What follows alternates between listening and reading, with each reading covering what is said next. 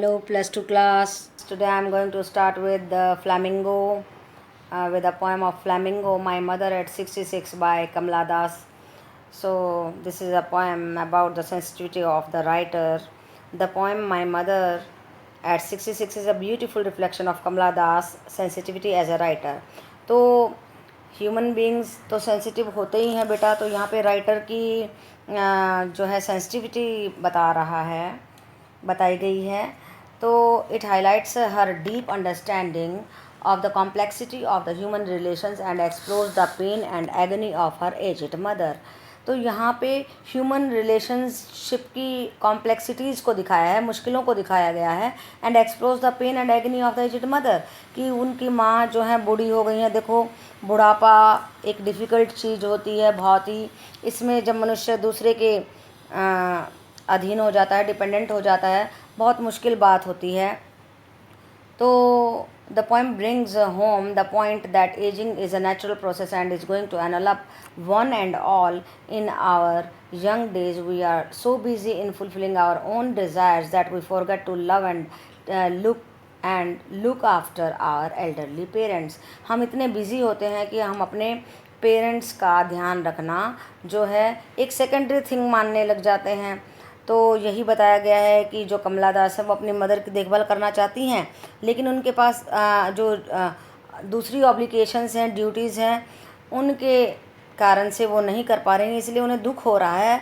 और यही सेंसिटिविटी और उनकी हेल्पलेसनेस इस पोएम में दिखाई गई है. So let us see first paragraph. Driving from my parents' home to Cochin last Friday morning.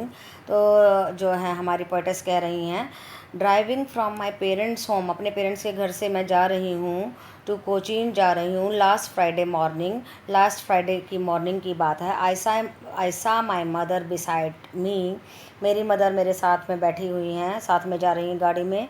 Dose open mouth, her face ation like of a cops and realized with pain that she was as old as she looked. Now, mother is sitting beside the writer and she is dozing, sleeping with the open mouth. मुँह खुला हुआ है जैसे बूढ़ों का होता है, और उनका फेस बिल्कुल एशन पीला हो गया है, like that of a corpse. Corpse means dead body, dead body के जैसा पीला पड़ गया है. And realised with pain that she was as old as she looked. Now, और उनको लग रहा है कि she is very old, she has grown old. और एक सडन फियर उनके अंदर आता है. A sudden fear and a pain grip the poet and she realised that her mother was actually very old. और उन्हें लग रहा है, डर लगने लग जाता है ना. जैसे हम छोटे होते हैं तब भी हमें डर लगता है माँ बाप से दूर बिछड़ने का, और जब हमारे पेरेंट्स जो है ज़्यादा बूढ़े हो जाते हैं तब भी ऐसे लगता है अरे पता नहीं कौन सी ऐसी मोमेंट आएगी जब हमें पेरेंट्स से दूर होना पड़ जाए, उनकी डेथ का सामना करना पड़ जाए. This was a hard to accept reality and its realisation was alarming. तो ये पोइटेस को डराने वाली सिचुएशन थी. But soon put that thought away and looked out at young trees sprinting, the merry children spilling out of their homes. तभी क्या होता है, पोइटेस इस थॉट को अलग रखना चाहते हैं कि मदर बूढ़ी हो गई हैं, तो वो बाहर देखते हैं गाड़ी से बाहर की क्या हो रहा है. And looked out at young trees sprinting, तो गाड़ी में से वो जो ट्रीज़ हैं, the trees along the road seem to be hurrying past the speeding car. देखो, जब हम गाड़ी में जा रहे हो तो ऐसा लगता है कि ट्रीज़ पीछे की तरफ भागते जा रहे हैं, तो वो बाहर देखती हैं तो उनको वैसे ही ट्रीज़ नज़र आते हैं. तो तब उन्हें कैसा लगता है, और तब उन्हें ऐसा लगता है कि जो है टाइम बिल्कुल भागा जा रहा है, यूथ निकल गई है. The merry children spilling out of their Holmes. और जब पोइटेस देखती हैं कि बच्चे एकदम से बाहर निकल के आए खेलने के लिए, तो उन्हें कैसा लगता है, as if something had spill over from a crowded vessel, जैसे कि किसी बर्तन में से कुछ बिखर गया हो, ऐसे बाहर निकल गया हो. This view probably reminded her of her childhood and of the time when her mother was young. तो ये सारी चीज़ें पोइटेस को उनके बचपन की याद दिलाती हैं जब उनकी मदर यंग हुआ करती थी. But after the airport's security check, standing a few yards away, I looked again at her, wan, pale as a late winter's moon.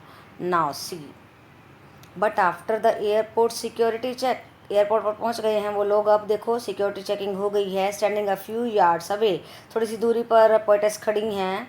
I looked again at her, फिर से देखती हैं वो अपनी मदर को। Her wan pale colourless, wan जो है colourless, pale पीला जो पड़ गया है, as a late winter's moon, उनके फेस को देखती हैं जो कि लेट विंटर मून जैसा दिखाई देता है। तो उनके फेस को उन्होंने कंपेयर किया है लेट विंटर नाइट मून के साथ में। This comparison with a negative object indicates that the scene evoked a sense of helplessness in the poetess.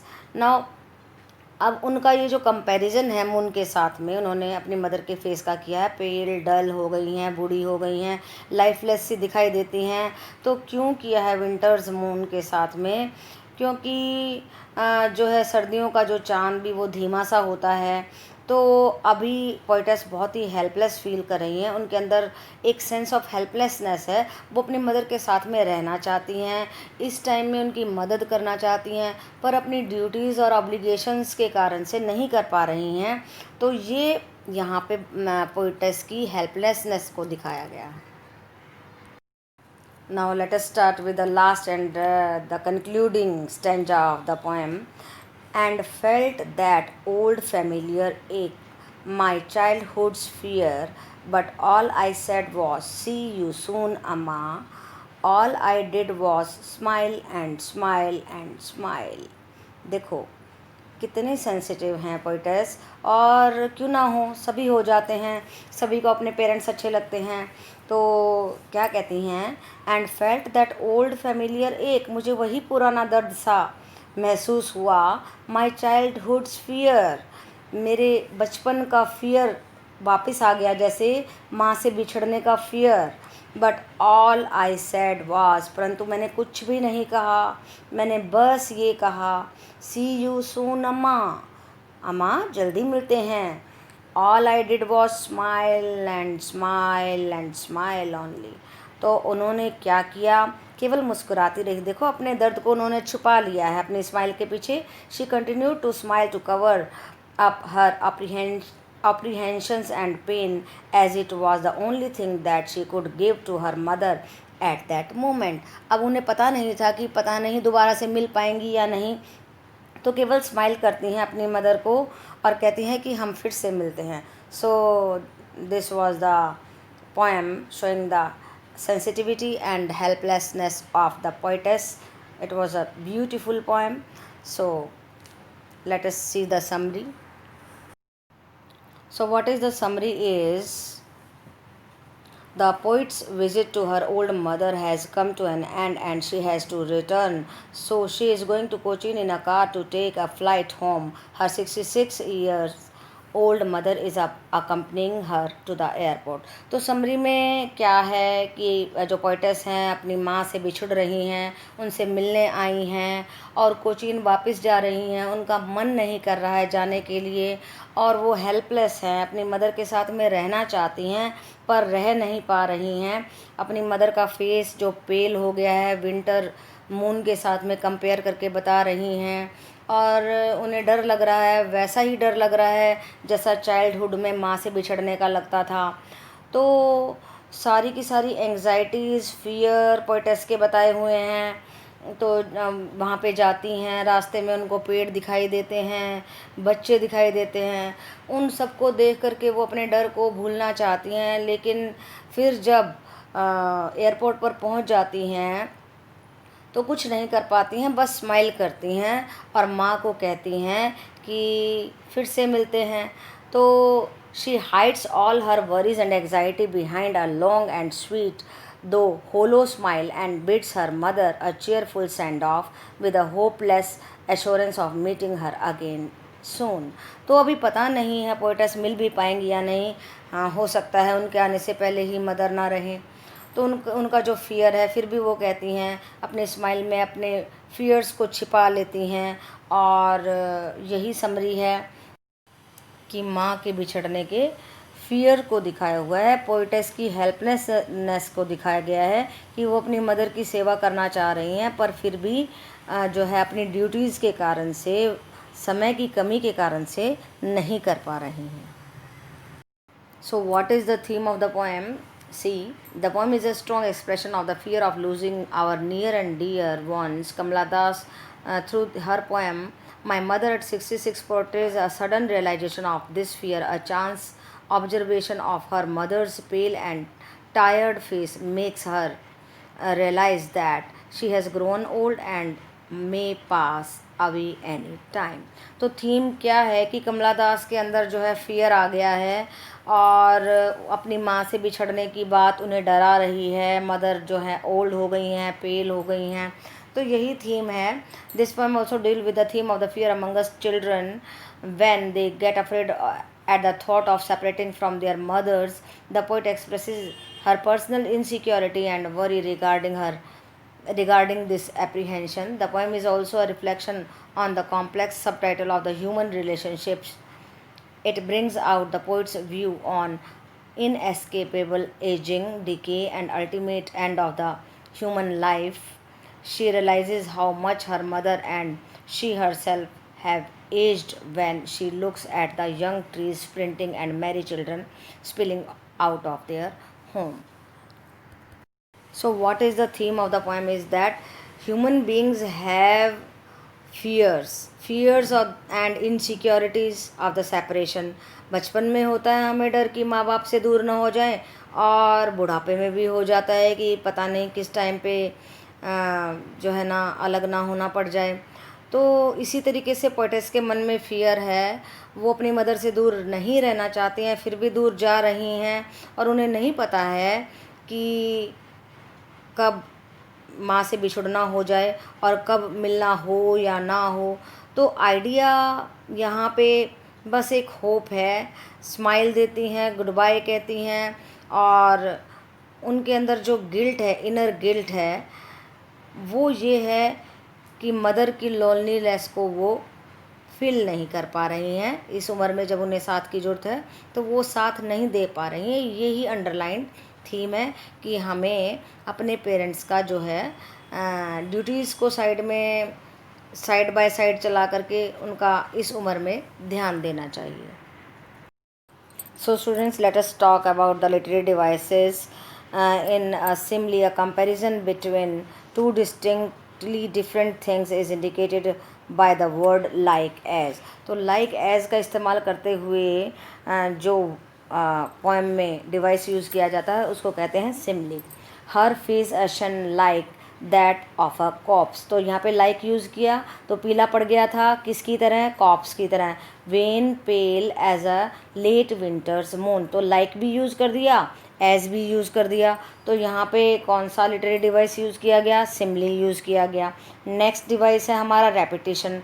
Repetition में क्या होता है? Poet often repeat single words और the phrases line and sometimes even whole stanza at intervals to create musical effect, to emphasize a point, to draw readers attention or to lend unity to a piece. तो बार बार किसी word को इस्तेमाल करना वो होता है हमारा रेपिटेशन। जैसे smile and smile and smile, तो बार बार स्माइल वर्ड को यूज़ किया है, उससे हमारी पोएम में एक इफ़ेक्ट आया है एंड हमारी अटेंशन किस तरफ में जा रही है? It draws attention to the rather long hollow and artificial smile the poet had to put on to cheer up her mother and to hide her own worry, anxiety and guilt. तो अपनी guilt को छुपाने के लिए जब poetess smile करती हैं तो बार बार उसको बता करके हाईलाइट किया है कि वो एक खोखली स्माइल दे रही हैं। इमेजेस एंड सिम्बल्स देखिए कौन से यूज़ किए गए हैं। Images and symbols are the objects employed by the poet to convey emotions and feelings. तो कुछ इमेजेस यूज़ की गई हैं जैसे ट्रीज प्रिंटिंग, मैरी चिल्ड्रन। तो ये सिंबल्स हैं दोनों के दोनों, यूथ का, विगर का, वाइटैलिटी का, मीन्स जोश का, उत्साह का, लाइफ का। और जो विंटर्स मून है वो सिंबॉलिक ऑफ द डेथ है। तो इस तरीके से पोइट ने जो है इमेजेस एंड सिंबल्स यूज़ किए हैं। उसके बाद आती है rhyme scheme. Rhyme scheme is following a pattern where the sounds are repeated at the end of the each line or alternate line or in any other regular manner. This poem, however, does not have a regular rhyme scheme. Such a poem is said to written in the free verse. तो इसमें कोई rhyme scheme नहीं है, पीछे की लाइनों में A B B जैसी कोई स्कीम नहीं बन रही है, तो ये एक फ्री वर्स है। राइट बेटा? I think the poem is clear to you now. Now let us take up the textual questions. What is the kind of pain and the ache that poet feels? तो किस तरीके का दुख poet's को होता है? The poet feels a kind of the helpless pain aroused by the thought of unavoidable separation from her mother, who is slowly being ravaged by decay and age. Her ache results out of a sense of guilt for not looking after her mother properly. तो किस तरीके का pen जो है writer को हो रहा है, पोइटस को हो रहा है, तो उनको एक सेंस ऑफ गिल्ट आती है कि वो अपनी मदर की जो है हेल्प नहीं कर पा रही हैं. सेकंड क्वेश्चन देखिए, why are the young trees described as sprinting? तो स्प्रिंटिंग मीन्स भागते हुए क्यों दिखाई दे रहे हैं? Young trees seem to be sprinting rushing past the poet because she is traveling very fast in the car. The sprinting movement of the trees in their sprinting bloom stands in contrast to the poet's ashen like old mothers weakened and consumed by time. कि उनकी जो car में से उन्हें भागते हुए trees दिखाई दे रहे हैं, ऐसा लग रहा है भागती हुई यूथ चली गई है और ओल्ड एज नज़दीक आ रही है. तो यहाँ पे पोइटस के मदर के पेल फेस के साथ में कंपेयर किया है कि वो कैसे यंग थी और बूढ़ी हो गई हैं टाइम के साथ में. तो नेक्स्ट क्वेश्चन है, why has the poet bring in the image of the merry children spilling out of their homes? तो क्यों इस तरीके की इमेज डाली है कि बच्चे एकदम से घर से बाहर निकल के आ रहे हैं? The poet has brought in this image to present a sharp contrast to the poet's limp and dozing old mother. The spontaneous overflow of the life is symbolized by the children coming out of the houses is in contrast with the inactive life of aged mother. देखो mother तो चुपचाप बैठी हुई हैं, उनको कोई फ़र्क नहीं पड़ रहा है, एजिड हो गई हैं, सो रही हैं, और दूसरी साइड में बच्चे भाग के आ रहे हैं. तो बच्चों को यूथ दिखाया है और मदर को यहाँ पे जो है old age pale winter's moon से कंपेयर किया है. Why has the mother been compared to the late winter's moon? Mother को अब लेट विंटर मून के साथ में क्यों कंपेयर किया गया है? देखिए, yes, the mother has been compared to the late winter's moon to emphasize the degenerative stage of her life. Winter is a symbol of death. Pale moon is associated with decay. The mother's pale and wrinkly face together with her grey hair make her look like a late winter's moon. देखो mother बूढ़ी हो गई हैं और winters night का moon भी धुंधला सा होता है. तो माँ जो है बूढ़ी हो गई हैं, पीला फेस हो गया है इसीलिए, और उनके बाल भी सफ़ेद हो गए हैं. ग्रे हेयर जो ना वाइट हेयर्स को कहा जाता है, वाइट हेयर को कहा जाता है. तो देखिए, तो मदर को विंटर मून के साथ में कंपेयर करके पोएम ये जो पोइट है ये बताना चाहते हैं कि वो ओल्ड हो गई हैं, अब उनकी उम्र हो गई है, तो इसीलिए जो है मदर को लेट विंटर्स मून से कंपेयर किया है. तो एक और क्वेश्चन देखते हैं. देखो इस क्वेश्चन में क्या पूछा गया है, what does the phrase ashen like that of a corpse mean? The figure of the speech used in the above lines, जो ऊपर ashen like that of a corpse है, इसमें is a smile is a simile use की गई है, अशन like a corpse. तो अशन like a cops का मतलब यहाँ पे है mother's face had lost all glow and was lifeless like a corpse. तो एक डेड बॉडी की तरह उनके जो फेस है बिल्कुल पेल पड़ गया है और उसमें वो यूथ जैसी चमक अब नहीं रही है. तो ये थी पोएम हमारी द मदर एट 66. कैसे पोइटस के फियर्स दिखाई देते हैं हमें माँ से बिछड़ने का. वो पास में रहना चाहती हैं लेकिन फिर भी असहाय हैं. तो बेटा आई थिंक ये पोएम आपको क्लियर हो गई होगी और आप इसे एग्ज़ाम के लिए अच्छे तरीके से प्रिपेयर कर पाएंगे. ओके बेटा.